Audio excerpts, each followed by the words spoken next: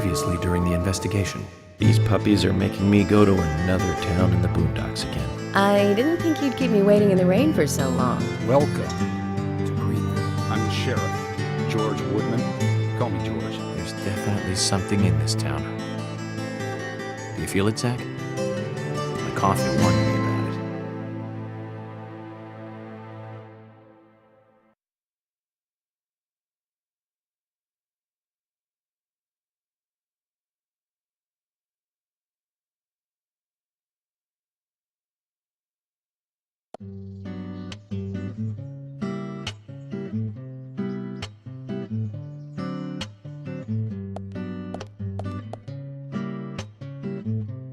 A police car.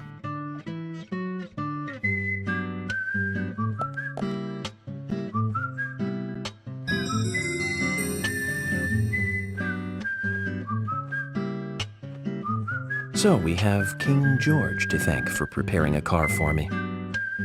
A pleasant surprise, eh, Zach? Let's take it for a spin.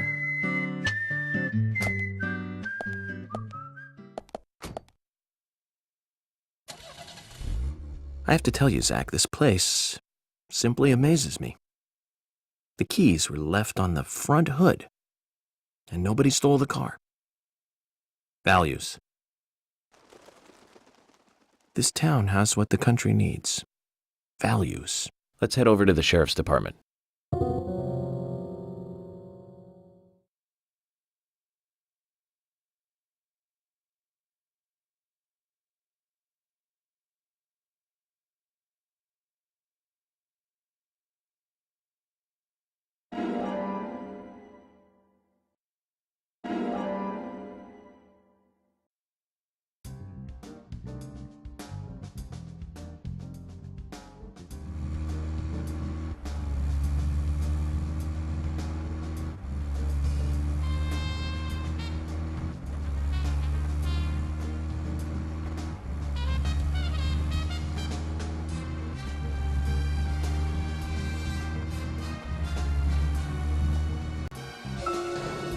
So, Zach, about those bonus features in DVDs nowadays. You know, the ones from the 80s have almost no bonus material. Even if they do, it's a trailer and the visual quality is pretty bad. Well, that visual quality is a good reminder of those days. So many new audio and visual appliances were coming out back then. Do you remember the first video deck we bought? We bought it to record one of the Star Wars movies on TV. And remember when that video store opened, we spent hours there, just trying to find a good movie to rent. There weren't that many to choose from back then. I remember renting some really bad ones after reading those back cover taglines. Hey, remember? Attack of the Killer Tomatoes, filmed in 1978. Produced, directed, written, and edited by John DeBello. It was really awful, but for some reason I still remember it pretty well. It had so many sequels, and the original was re-released in '95. The 87-minute long theatrical release bumped up to a whopping 90 minutes. But that was around the time I joined the Bureau. I never have a chance to see it. I know, Zach. Once this case is over, we can watch it together. I bet we can buy a copy on the internet pretty easily.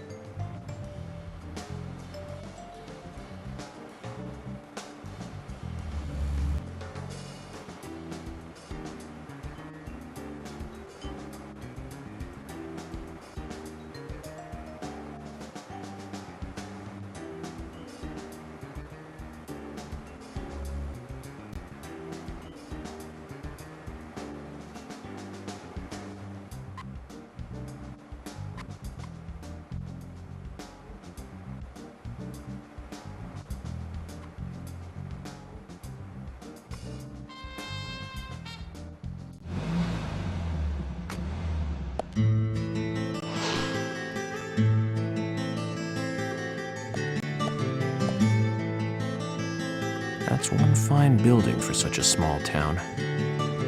The exterior woodwork is spectacular. Don't you agree, Zach?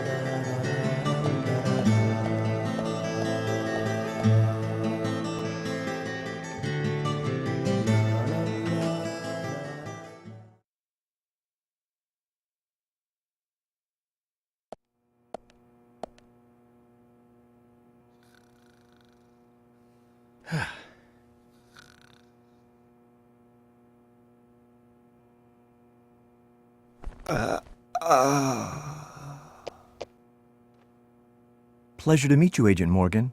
We've been expecting you. I'm Thomas McLean, the sheriff's assistant. FBI Special Agent Francis York Morgan. Please just call me York. It's what everyone else calls me. Very well then, Agent York. I believe I owe you a thank you for retrieving my belongings from my car. Thanks. Oh, no, just doing my job. I want to help do everything I can to help the investigation.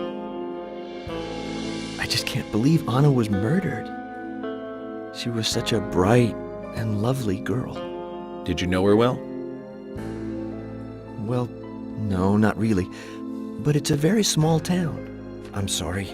It's just that this is the first really big case I've ever seen. I understand. Just try to relax. Can I have a look at Anna's file now? Yes, of course. The sheriff told me to let you through to the meeting room, but I've lost the key to the cabinet where the files are. Why don't you take a look around while I go look for it? Okay. Let me know when things are ready. Zach, Thomas appears to be the kind and sensitive type, totally at odds with the monarch. Almost a good setting for a cartoon.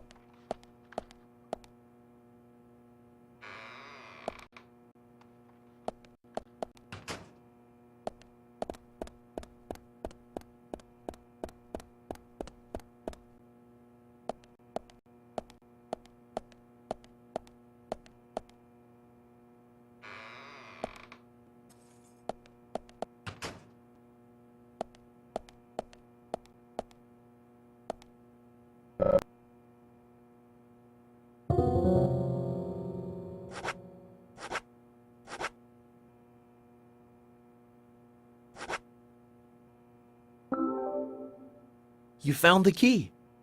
I hope this is the right one.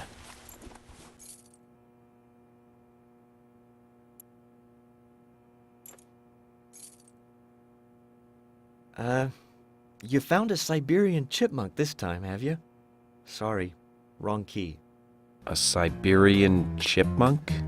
This species lives in northern Japan on the island of Hokkaido. They're actually quite a popular pet. So it isn't even a squirrel. But we're looking for a southern flying squirrel right now.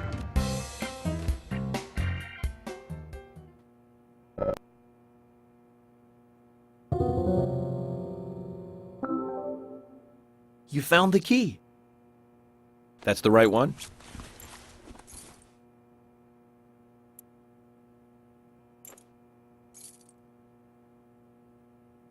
Yes, a southern flying squirrel.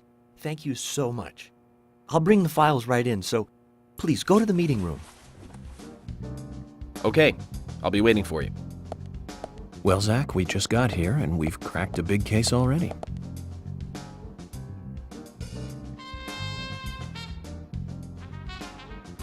The victim's name was Anna Graham. Age 18, she just recently graduated from high school this year. Her dream was to move out to the city and become a model. But for the time being, she was working in the A&G diner here in town. She lived with her mother, Sally. Anna's father died in an accident in the lumber mill when she was a child. Her mother is unemployed and lives on the insurance money from her husband's accident. After all, it's a small town with a low cost of living. Financially, they seem to get by fine, and they led normal lives. A normal life is exactly what a curious teenager doesn't want. It's all starting to make sense, Zach.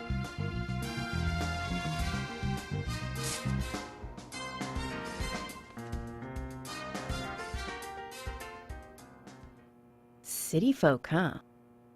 No, I take that back. All of them can't be as bad as him, and some should have better manners. Huh. This is a good biscuit. I've never tasted a biscuit this delicious. Where in town can I get these? Well, actually, I baked them myself. That's amazing. What are you doing in law enforcement? I'm very particular about biscuits, I'll have you know. The balance of milk and butter you've achieved here. Oh, my. Agent Morgan, the autopsy's ready. You are welcome to accompany me to the Greenvale General Hospital. Emily, you come too. Thomas, stay here and tidy up these files. Yes, sir. We're going to use the car outside. Let's get going. You might think this is just a small-town police investigation, but our inspections are thorough and solid. I'm hoping you won't slow us down.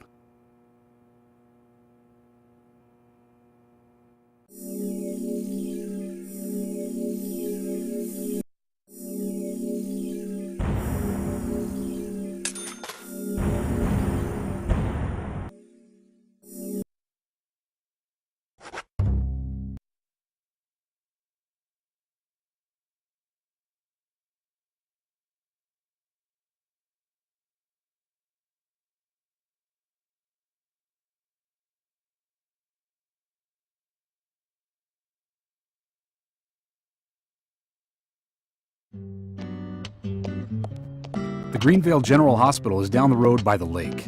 It's too far to walk. Come on. If I'm riding in get a the car, George, I prefer to be the driver. Can you provide a car for me? What are you talking about? You don't even know how to get there. Which is another good reason for me to drive, George. I need to learn my way around town. Oh, man. Very well. Then I'll ride with you. I want to keep an eye on you. Fair enough. Just one thing, Agent Morgan. Your involvement in this case is limited. That means you don't have to learn your way around town. George, we'd better get moving. The hospital closes at 2100.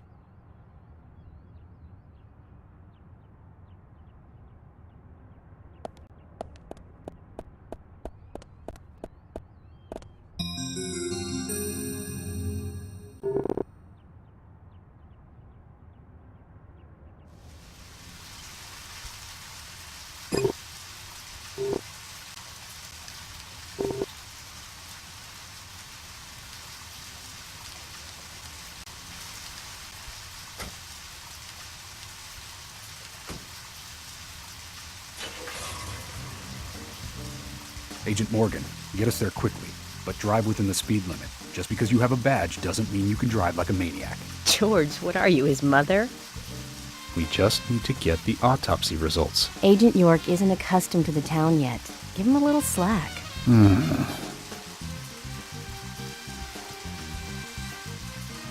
Well then, Agent York, let's get going. Sure, sounds good.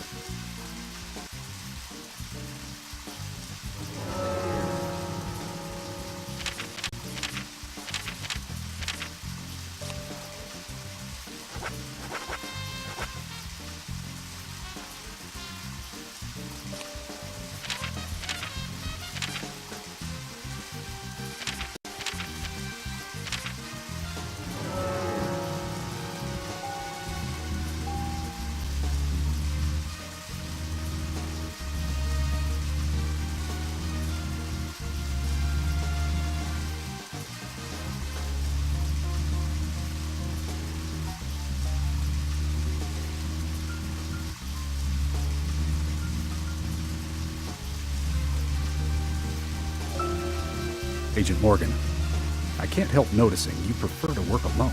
Most of the time, yes. Don't you get lonely, flying all over the country alone? I must say I've never felt lonely. Are you married? Unfortunately, relationships and I are fleeting strangers. I don't get on very well with women, you might be surprised to hear. That's because you're young. You notice things like that at my age. You have to treat women carefully, like a thin crystal wine glass. If you don't, they can cut scars on your face, just like yours, right? George, is this an interrogation? I see you're a seasoned professional. But let's not talk about my scar. It was caused by a problematic woman. Well, she got you good. Terribly good. It'll fade away, and nobody will notice it in a week. A week? It's not that light of a wound. So, Emily, tell me, is there really a need for a full-time sheriff in a small town like this? I'm sure it is small to your city eyes, but any gathering of people leads to all kinds of problems. Fights, runaways, stray pets. You're too fixated on violent crimes. Our job is to guide the people along the correct path, first and foremost. Now, that's what I consider to be my duty as the sheriff of Greenvale. Zach, there he is. The monarch, in all his glory. Kind of makes me glad that I wasn't born here. Did you say something, Agent Morgan? No, nothing, George. I was just reflecting on a little history. Well, we're in the middle of a homicide investigation. Keep your mind on the matter at hand. Okay, which right now is driving.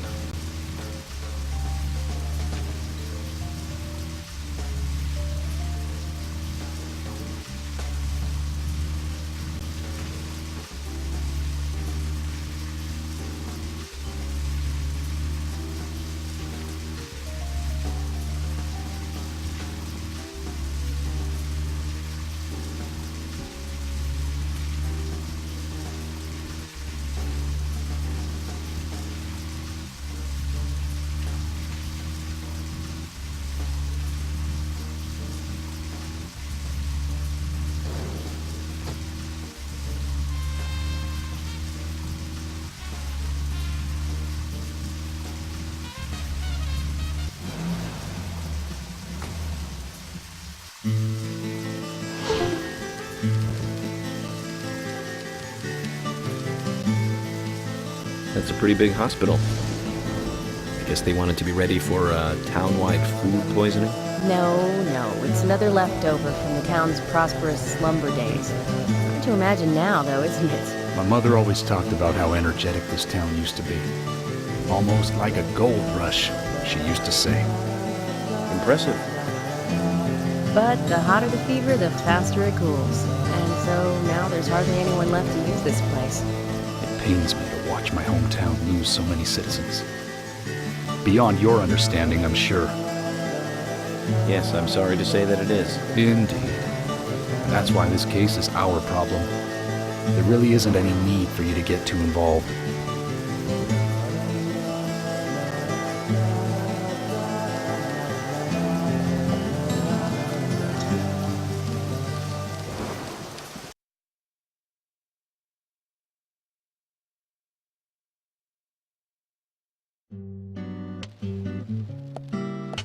Hello, Sheriff.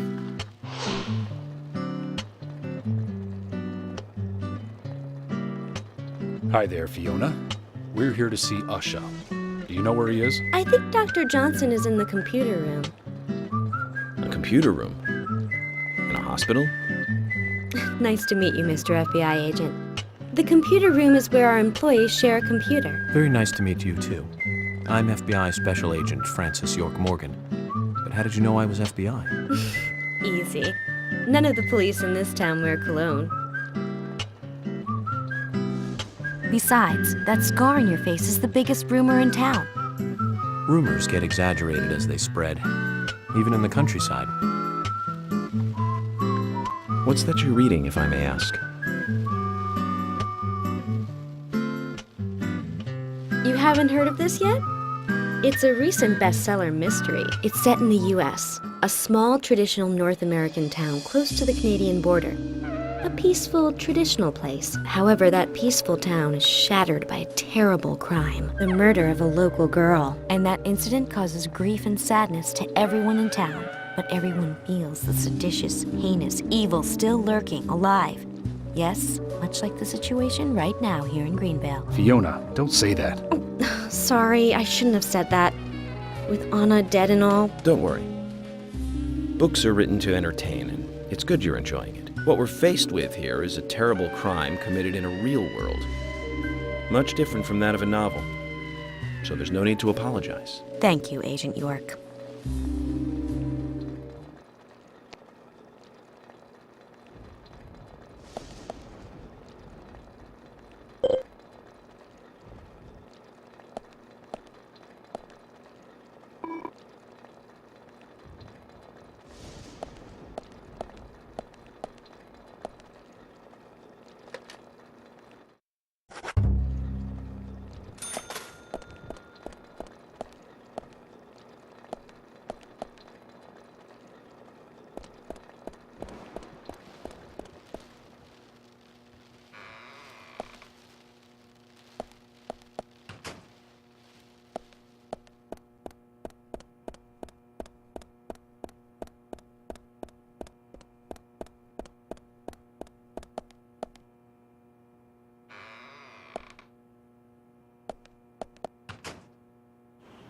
We couldn't find him.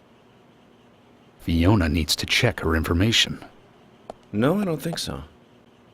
Does the doctor like playing games by any chance? What do you mean? There's a message on the computer, and a card key already set in place.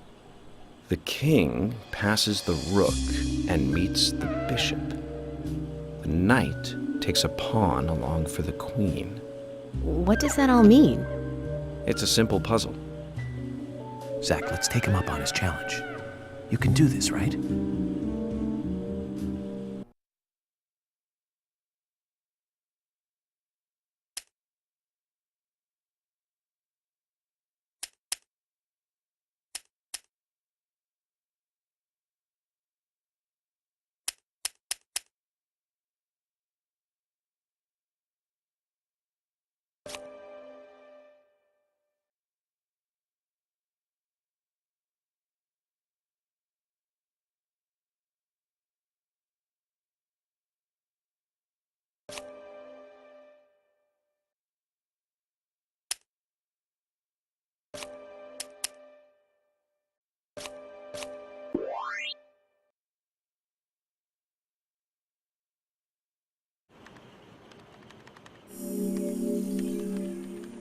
The doctor awaits below with the deceased.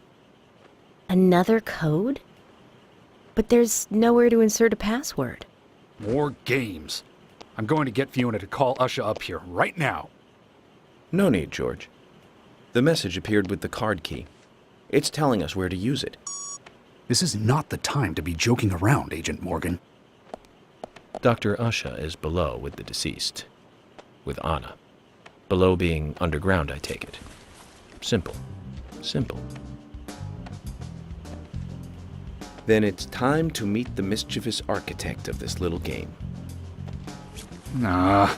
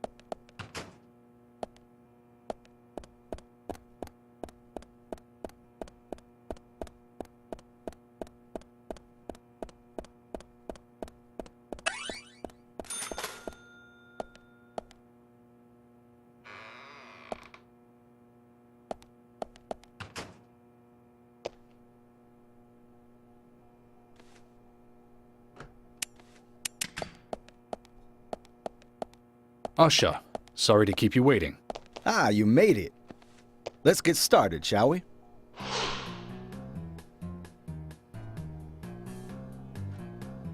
This is Agent Morgan from the FBI. Nice to meet you. I'm Usha Johnson, the doctor in this hospital. FBI Special Agent Francis York Morgan. Please call me York. Everyone calls me that. Very well, Agent York. Are you a forensic practitioner? Let's just say I've dealt with corpses before. That battle of wits, by the way. Did you create that yourself? Mm-hmm. I just wanted to see if our FBI agent could handle the task. I see. Well, it was pretty fun. Oh, I'm glad you liked it. We don't have much time. We need those autopsy results.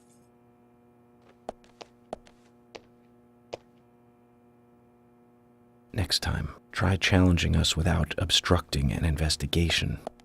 You've angered the monarch.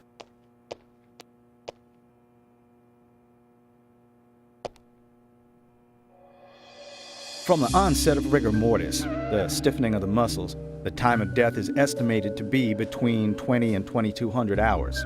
That's still quite early for such a crime to take place. Note that there are 2 exterior wounds, pressure marks around the neck, and a long cut running from chest to abdomen. Blood marks on her right hand tell us she was gripping something round in her right hand.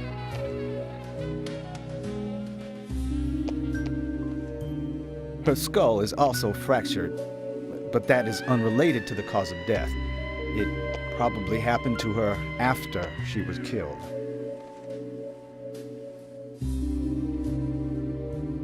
Now, I first thought death by suffocation, due to the marks on her neck.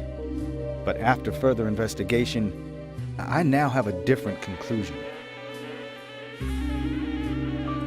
The direct cause of death was loss of blood from the wound.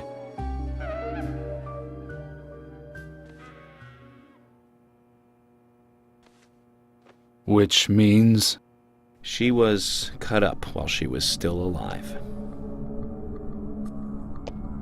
Yes, a sharp knife was used. It was inserted beneath the sternum and then quickly sliced downwards. The excessive loss of blood from her internal organs is what actually killed her. Her nails are clean, and with no skin cells from the attacker.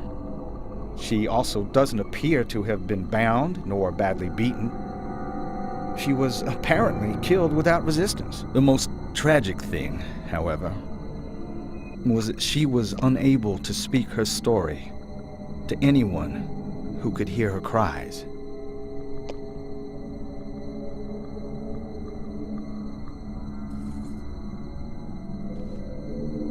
The perpetrator cut out Anna's tongue. Well, I believe she was drugged first to phase her consciousness, and then the killer killed her.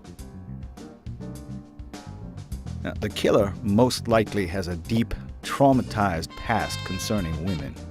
He probably cannot converse with them normally. Cutting out the tongue suggests a very lonely individual. Either that or a truly hardcore sadist.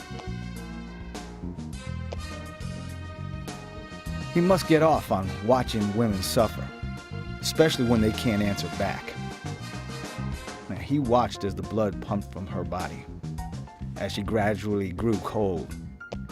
A case in Seattle in 1985 was much like... Usha, please, limit your report to your findings as a doctor.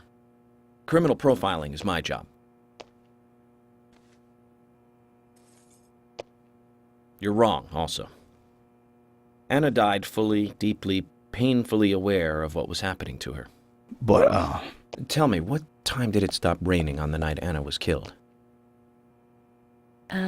Just before I went to bed, right after the movie on TV ended, so around 1 a.m. What movie was it? An American Werewolf in London. Directed by John Landis, 1981.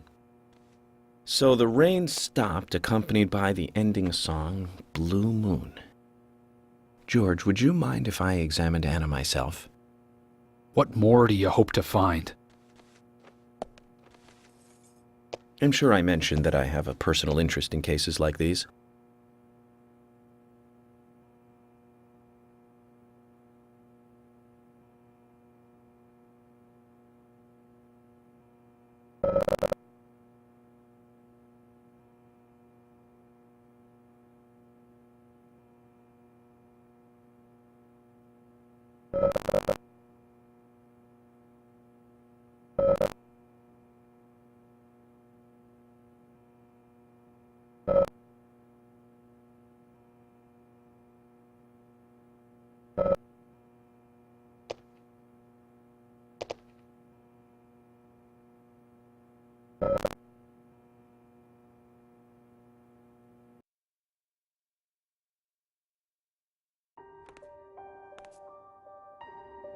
From her lack of resistance, I'd say that Anna's injuries happened very quickly. Unable to speak, she was then left to cry herself to death. Zach, it's all starting to come together. The perpetrator stayed with her for at least 2 hours until it stopped raining. At the estimated time of her death, it was still raining, but you can still see tear marks on her cheeks. That means she was killed under a roof somewhere. She was then carried into the woods after it stopped raining. There's one other thing. Her tongue was removed with a very blunt knife. In fact, it's more likely it was simply chopped off. Asha, are you a passionate man?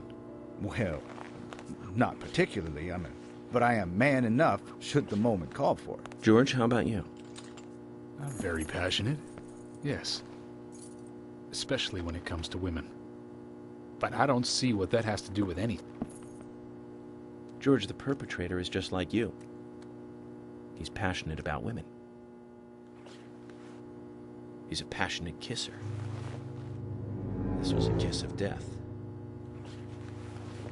The perpetrator bit off Anna's tongue. We'll never get a dental print from a wound like this. But this is still a big lead.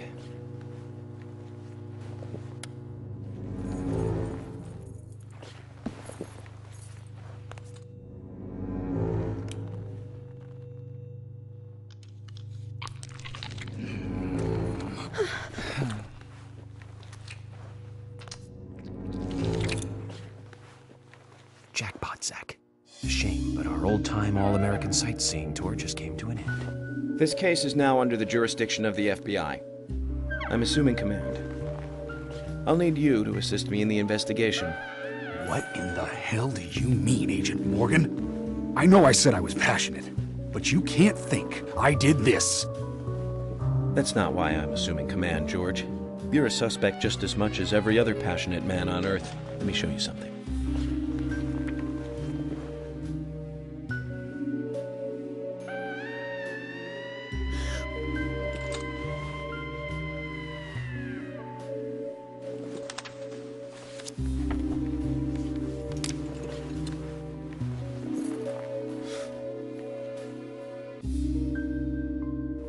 There you go. Amazing, huh? I'm sure you have a lot of questions, but most of the details are top secret. George, Emily, we should be going. No need to stay here any longer. Okay. I have to sign the release. Just give me a moment. Very well. I'll go on ahead. I can't take it any longer down here.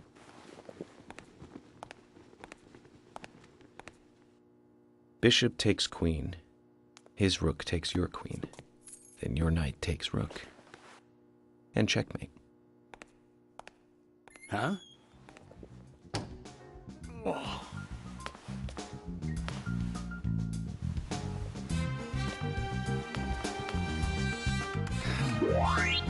My first victory in the Grandmaster ranking.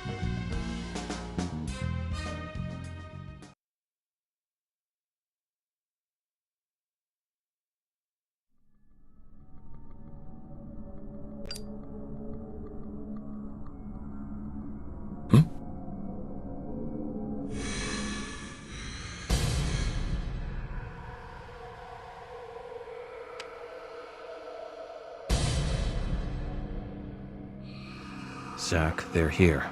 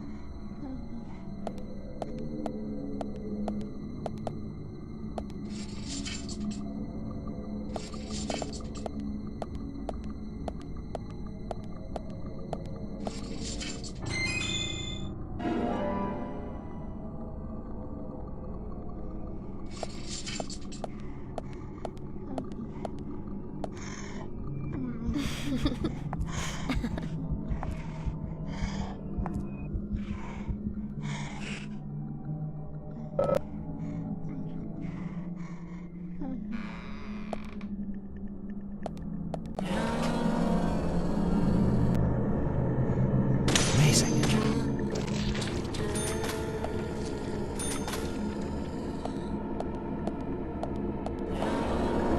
Nice shot.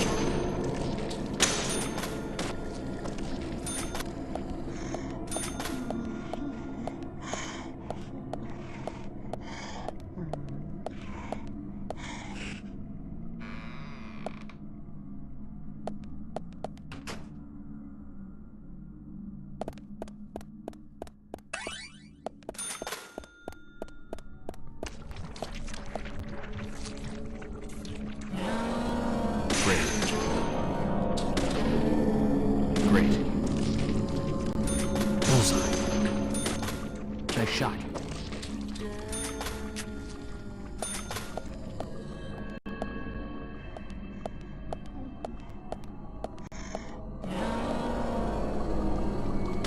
Yes. Bullseye.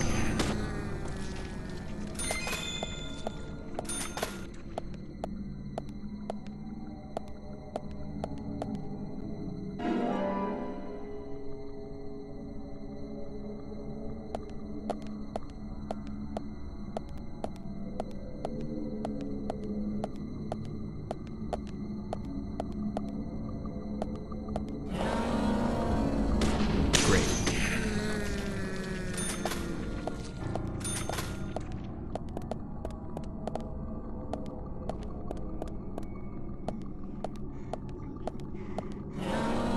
Amazing. Yes, nice shot.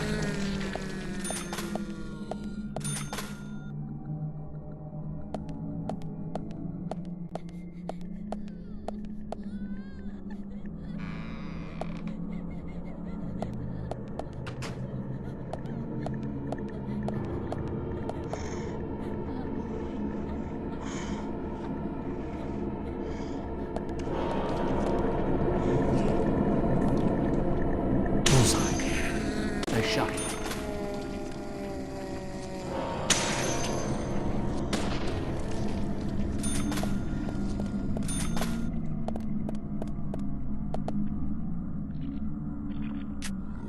Nice shot.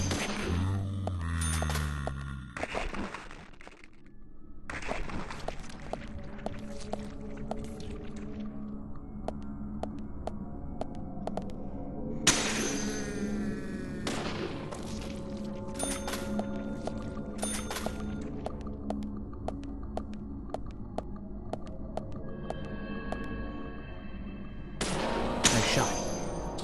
Amazing.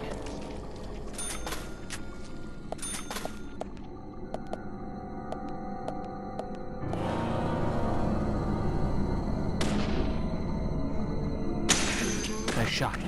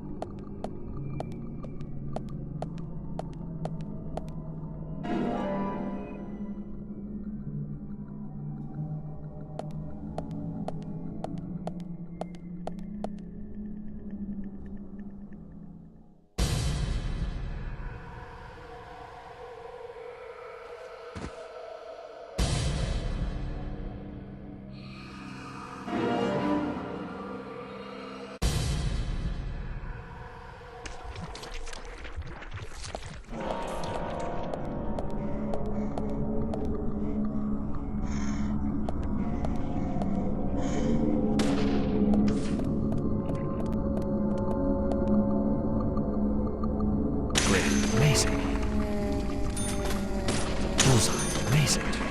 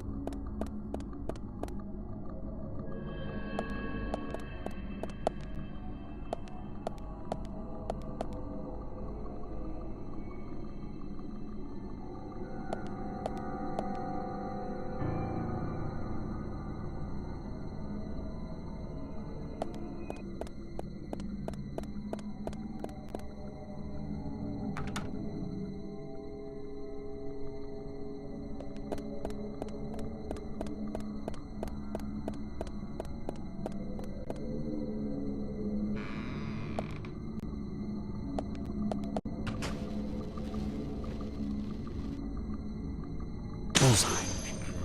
Yes.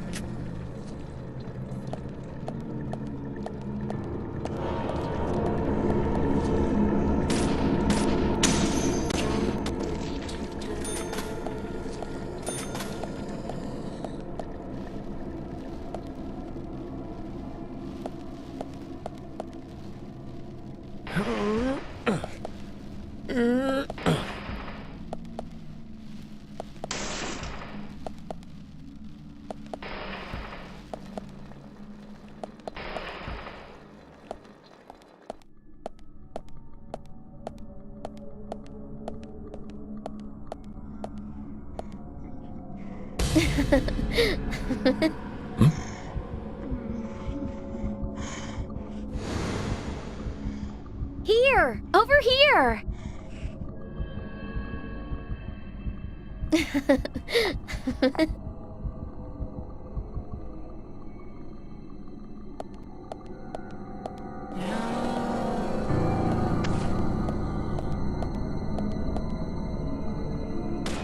Amazing.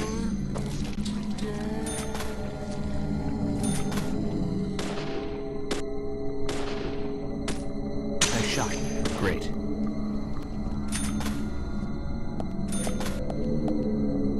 Amazing.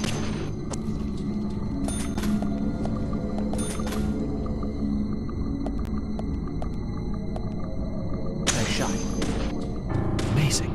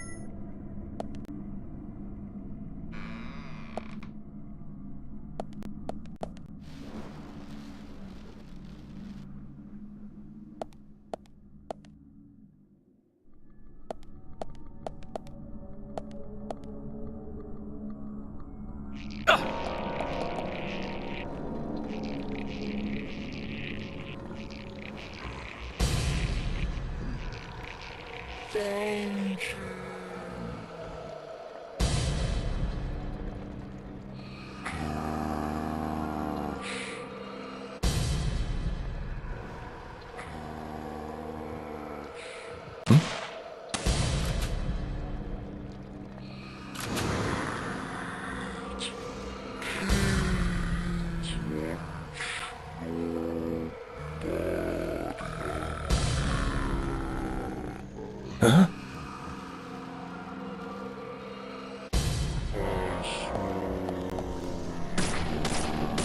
Nice shot. Amazing. Amazing.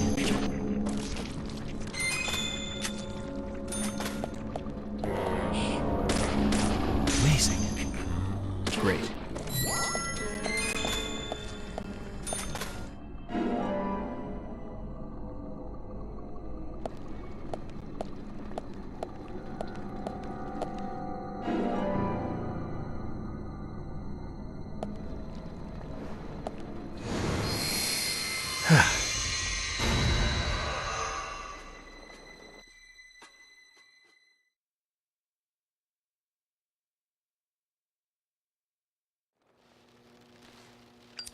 Agent Morgan, if you're so desperate, then why not smoke two at once?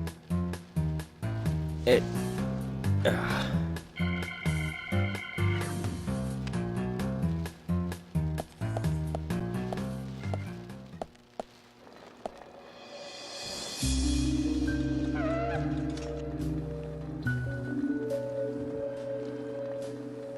Who's that old man?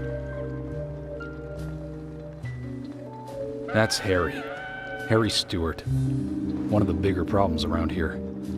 His father started up the lumber trade and founded this town. But he's a weird one, as I'm sure you can see. Always dressed like that, never speaking to the townsfolk. And just FYI, he owns almost the entire town. Not that that makes any difference. So long as I'm around, he won't be getting away with any funny business.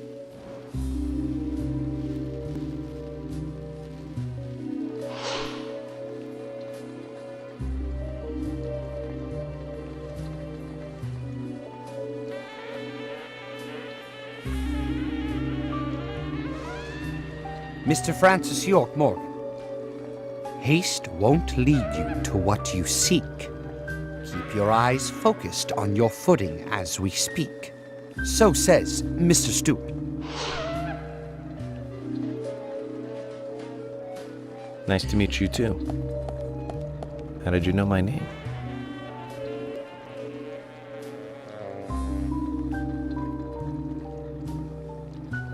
Mr. Francis York Morgan, information desires you, just as you desire information too. So says Mr. Stewart. Harry, stop trying to get in our way. Keep this up, and even you'll have to answer to the law.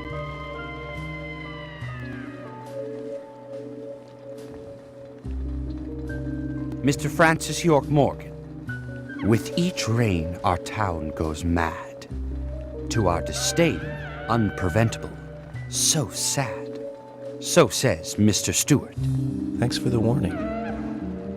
Then we shall depart, Mr. Francis York Morgan.